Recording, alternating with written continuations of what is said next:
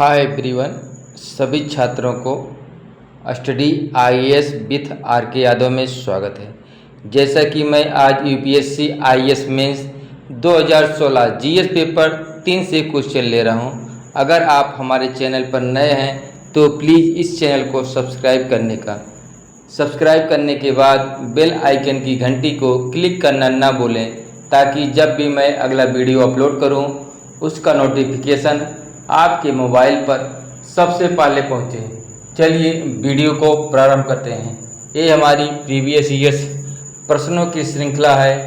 हम daily 5 question रोज answer writing कराते हैं। अगर आप प्रीवियस ईयर्स प्रश्नों को हल करना सीख गए तो हम ये दावा कर सकते हैं कि हम बेहतर तरीके से किसी भी प्रश्न का उत्तर लिख सकते हैं। हमको कहीं से किसी भी प्रश्न का उत्तर लिखने में कोई कठिनाई नहीं होगी, बशर्ते हमें सभी प्रश्नों को 2013 से लेकर अब तक जितने भी यूपीएससी मेंस जीएस के पेपर हुए हैं, चाहे ऑप्शनल के, सबको तैयार करना है, तभी हम बेहतर परफॉर्मेंस कर सकते हैं। चलिए अब हम सीधे प्रश्नों पर चलते हैं। प्रश्न है, भारतीय अर्थव्यवस्था में वैश्वीकरण के परिणाम स्वरूप औपचारिक क्षेत्र में रोजगार कैसे कम हुए? क्या बढ़ती हुई अनौपचारिकता देश के विकास के लिए हानिकारक है? सबसे पहले हम भारतीय अर्थव्यवस्था के बारे में भूमिका लिखेंगे, उसके बाद मेन बॉडी पार्ट पर चलेंगे। भूमिका है, 1991 के आर्थिक उदारीकरण एवं वैश्वीकरण के बाद भारतीय अर्थव्यवस्था विश्व बाजार से अधिक जुड़ गई। इससे उत्पादन, निवेश और प्रतिस्पर्धा में वृद्धि हुई, किंतु रोजगार की संरचना में महत्वपूर्ण परिवर्तन भी आए, विशेषकर औपचारिक क्षेत्र में। अब हम मुख्य भाग पर चलते हैं, क्योंकि हमको 3 घंटे में 20 प्रश्न करने होते हैं, इसलिए हम प्रश्न के अकॉर्डिंग पॉइंट टू पॉइंट उत्तर को देने का प्रयास करेंगे। चलिए हम मेन बॉडी पार्ट मुख्य भाग पर चलते हैं। औपचारिक क्षेत्र में रोजगार घटने के कारण देखें, क्या क्या कारण हो सकते हैं। पूंजी प्रधान तकनीकों के बढ़ते उपयोग से श्रम की मांग अपेक्षाकृत कम हुई है।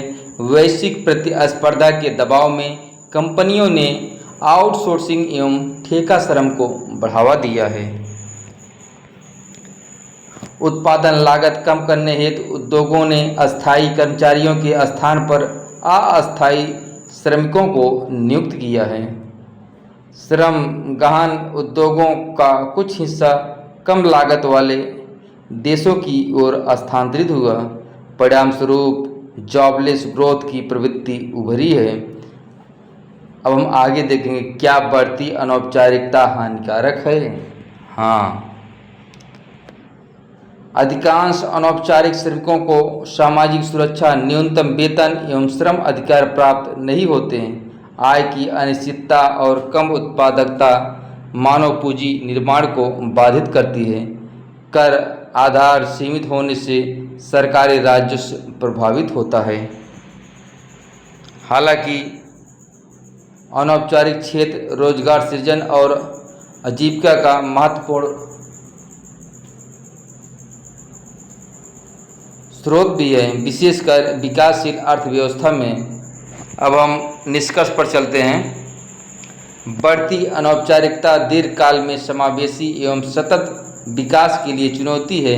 अतः कौशल विकास, श्रम प्रधान उद्योगों के प्रोत्साहन, सामाजिक सुरक्षा विस्तार तथा श्रम संहिताओं के प्रभावी क्रियान्वयन द्वारा रोजगार के औपचारीकरण को बढ़ावा देना आवश्यक है। अब हम अगले प्रश्न पर चलते हैं। भारत में महिला सशक्तिकरण के लिए जेंडर बजटिंग अनिवार्य है। भारतीय प्रसंग में जेंडर बजटिंग की क्या आवश्यकताएं एवं स्थिति है?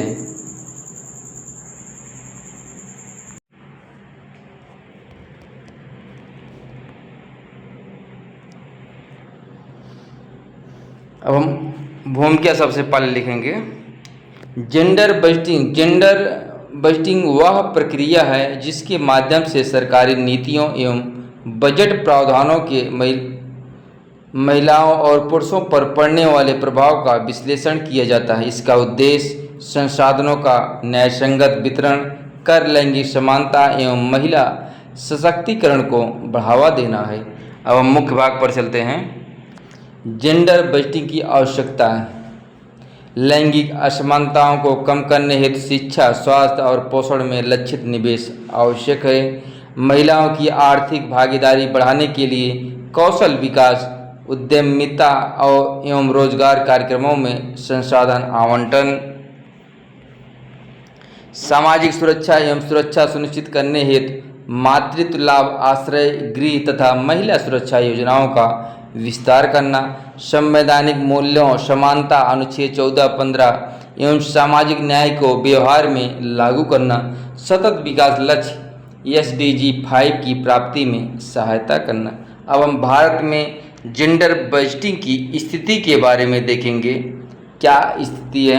भारत ने 2005-2006 से केंद्रीय बजट में जेंडर बजट स्टेटमेंट प्रस्तुत करना प्रारंभ किया था। अनेक मंत्रालयों एवं विभागों में जेंडर बजट सेल स्थापित किए गए। बेटी बचाओ बेटी पढ़ाओ मिशन, शक्ति, PM मातृ वंदना योजना जैसी योजनाओं में जेंडर संवेदी व्यय किया जा रहा है। कई राज्यों ने भी जेंडर बजटिंग को अपनाया है तथा व्यय की प्रभावशीलता का मूल्यांकन, लैंगिक विभाजित आंकड़ों की कमी तथा सीमित संस्थागत क्षमता जैसी चुनौतियां बनी हुई हैं। अब हम निष्कर्ष पर चलते हैं। जेंडर बजटिंग केवल वित्तीय प्रावधान नहीं बल्कि समावेशी विकास का प्रभावी उपकरण है।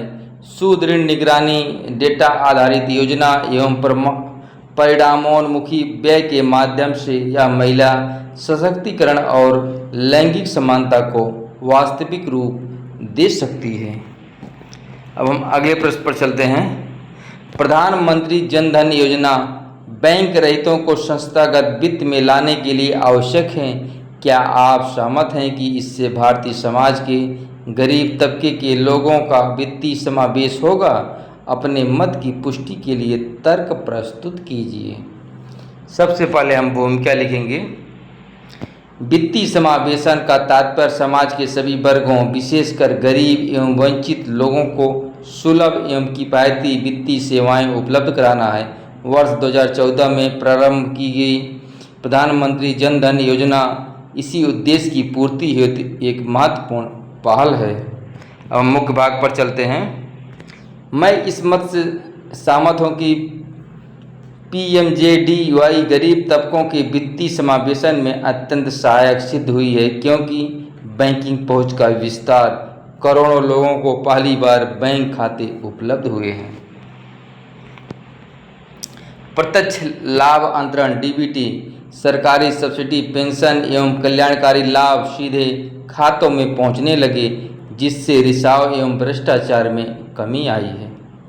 बचत की प्रवृत्ति को बढ़ावा, गरीब परिवार औपचारिक बैंकिंग प्रणाली में बचत करने लगे। संस्थागत ऋण तक पहुंच, खाता धारकों को ओवरड्राफ्ट एवं अन्य बैंकिंग सुविधाएं प्राप्त हुई, जिससे साहूकारों पर निर्भरता घटी है। बीमा एवं सामाजिक सुरक्षा, रुपे कार्ड, दुर्घटना बीमा तथा जीवन बीमा जैसी सुविधाओं से वित्तीय सुरक्षा बढ़ी। डिजिटल वित्तीय को प्रोत्साहन,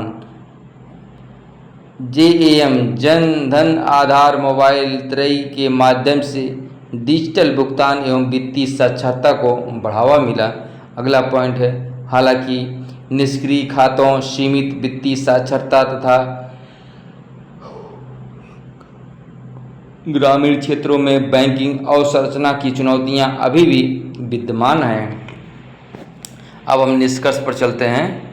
PMJDY भारत में वित्तीय समावेशन की आधारशिला सिद्ध हुई है। यदि इसे वित्तीय साक्षरता, डिजिटल पहुंच और ऋण सुविधाओं के विस्तार के साथ जोड़ा जाए तो यह गरीब एवं वंचित वर्गों के आर्थिक सशक्तिकरण तथा समावेशी विकास का प्रभावी साधन बन सकती है। अब हम अगले प्रश्न पर चलते हैं। आज का अगला प्रश्न है, स्मार्ट शहरों से क्या तात्पर्य है? भारत के शहरी विकास में इनकी प्रासंगिकता का परीक्षण कीजिए। क्या इससे ग्रामीण तथा शहरी भेदभाव में बढ़ोतरी होगी? पी पूरा एवं RURBAN रूर्बन मिशन के संदर्भ में स्मार्ट गांव के लिए तर्क प्रस्तुत कीजिए। पहले हम स्मार्ट शहर के बारे में बताएंगे, भूमिका लिखेंगे। स्मार्ट शहर ऐसे शहर हैं जहां सूचना एवं संचार प्रौद्योगिकी ICT सतत अवसंरचना सुशासन तथा नागरिक केंद्रित सेवाओं के माध्यम से जीवन की गुणवत्ता, संसाधनों की दक्षता और आर्थिक विकास को बढ़ावा दिया जाता है। भारत में 2015 में स्मार्ट सिटी मिशन प्रारंभ किया गया। अब हम मुख्य भाग पर चलते हैं। भारत में के शहरी विकास में प्रासंगिकता, ई-गवर्नेंस एवं पारदर्शिता को बढ़ावा मिला। स्मार्ट परिवहन, यातायात प्रबंधन एवं सार्वजनिक सेवाओं में सुधार हुआ। अगला पॉइंट है ऊर्जा दक्षता, स्मार्ट ग्रिड तथा हरित विकास को प्रोत्साहन दिया गया। अगला पॉइंट है निवेश, नवाचार एवं रोजगार सृजन के अवसर उपलब्ध हुए। जल अपशिष्ट एवं शहरी संसाधनों का बेहतर प्रबंधन देखने को मिला।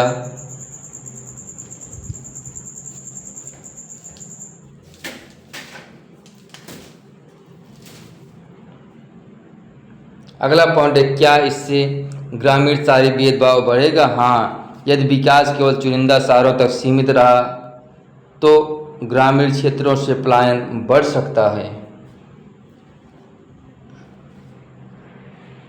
निवेश एवं संसाधनों का असंतुलित वितरण होगा। क्षेत्रीय असमानताएं बढ़ सकती हैं, किंतु समावेशी दृष्टिकोण अपनाने पर स्मार्ट शहर ग्रामीण विकास के लिए बाजार, रोजगार एवं सेवा केंद्र भी बन सकते हैं। अब हम पूरा एवं रूर्बन के संदर्भ में स्मार्ट गांवों के पक्ष में तर्क को देखेंगे। पूरा का उद्देश्य ग्रामीण क्षेत्रों में शहरी सुविधाएं उपलब्ध कराना है। श्यामा प्रसाद मुखर्जी रूर्बन मिशन ग्रामीण क्लस्टरों में आर्थिक, सामाजिक एवं डिजिटल अवसंरचना विकसित करता है। स्मार्ट गांव स्थानीय रोजगार सृजित कर पलायन कम करते हैं। डिजिटल शिक्षा, टेलीमेडिसिन एवं ई-गवर्नेंस को बढ़ावा मिलता है। कृषि, ग्रामीण उद्योग एवं उद्यमिता को प्रोत्साहन मिलता है। संतुलित एवं समावेशी क्षेत्रीय विकास सुनिश्चित होता है। अब हम निष्कर्ष पर चलते हैं। स्मार्ट शहर भारत के शहरी आधुनिकीकरण के लिए आवश्यक हैं, परंतु सतत एवं समावेशी विकास हेतु स्मार्ट शहरों के साथ स्मार्ट गांवों का विकास भी अनिवार्य है। पूरा एवं रूर्बन जैसी पहलें ग्रामीण शहरी अंतर को कम कर समग्र और संतुलित विकास की दिशा में महत्वपूर्ण कदम है। अब हम अगले प्रश्न चलते हैं। आज का हमारा लास्ट प्रश्न है भारतीय अर्थव्यवस्था के विकास में FDI की आवश्यकता की पुष्टि कीजिए। हस्ताक्षरित समझौता ज्ञापनों तथा वास्तविक FDI के बीच अंतर क्यों है? भारत में वास्तविक FDI को बढ़ाने के लिए सुधारात्मक कदम सुझाइए। सबसे पहले हम भूमिका लिखेंगे। प्रश्न के अनुसार प्रत्यक्ष विदेशी निवेश FDI विकासशील अर्थव्यवस्थाओं के लिए पूंजी, प्रौद्योगिकी, प्रबंधन, कौशल तथा वैश्विक बाजारों तक पहुंच का महत्वपूर्ण स्रोत है। भारत की उच्च विकास दर और अवसंरचनात्मक आवश्यकताओं की पूर्ति में FDI की महत्वपूर्ण भूमिका है। अब हम मुख्य भाग पर चलते हैं। भारतीय अर्थव्यवस्था में FDI की आवश्यकता के बारे में देखेंगे। पहला है पूंजी निर्माण एवं निवेश में वृद्धि करना, उन्नत तकनीक तथा नवाचार का हस्तांतरण, रोजगार सृजन एवं कौशल विकास उपलब्ध कराना। अगला पॉइंट है निर्यात, प्रतिस्पर्धा और वैश्विक मूल्य श्रृंखलाओं में एकीकरण। अगला पॉइंट है अवसंरचना, विनिर्माण एवं सेवा क्षेत्रों का विकास करना। अगला पॉइंट है भुगतान संतुलन एवं विदेशी मुद्रा भंडार को मजबूती प्रदान करना। अब हम MOUs और वास्तविक एफडीआई के बीच अंतर के कारण देखेंगे। क्या क्या कारण हैं? भूमि अधिग्रहण एवं पर्यावरणीय स्वीकृतियों में विलंब, जटिल नियम की प्रक्रियाएं और नौकरशाही बाधाएं, नीतिगत अनिश्चितता एवं कर संबंधी विवाद। अगला पॉइंट है वैश्विक आर्थिक मंदी या निवेशकों की बदलती प्राथमिकताएं। अगला पॉइंट है परियोजनाओं की वित्तीय एवं तकनीकी व्यवहार्यता में कमी देखने को मिलती है। अगला पॉइंट है राज्य एवं केंद्र स्तर पर समन्वय का अभाव है। वास्तविक एफडीआई बढ़ाने हेतु सुधारात्मक कदम देखें। सिंगल विंडो क्लियरेंस प्रणाली को प्रभावी बनाना, अनुबंध प्रवर्तन एवं न्यायिक प्रक्रियाओं में सुधार, स्थिर एवं पूर्वानुमान में नीतिगत वातावरण सुनिश्चित करना, लॉजिस्टिक्स एवं अवसंरचना को सुदृढ़ करना, श्रम भूमि एवं कर सुधारों को गति देना, निवेश प्रोत्साहन एजेंसियों की क्षमता बढ़ाना। अब हम निष्कर्ष पर चलते हैं। एफडीआई भारत की आर्थिक वृद्धि, रोजगार सृजन तथा तकनीकी उन्नयन का महत्वपूर्ण साधन है। अतः निवेश अनुकूल वातावरण, पारदर्शी शासन एवं त्वरित स्वीकृति तंत्र द्वारा एमओयूज को वास्तविक निवेश में परिवर्तित करना आवश्यक है, जिससे विकसित भारत 2047 के लक्ष्य को गति मिल सके। HDIS में धन्यवाद।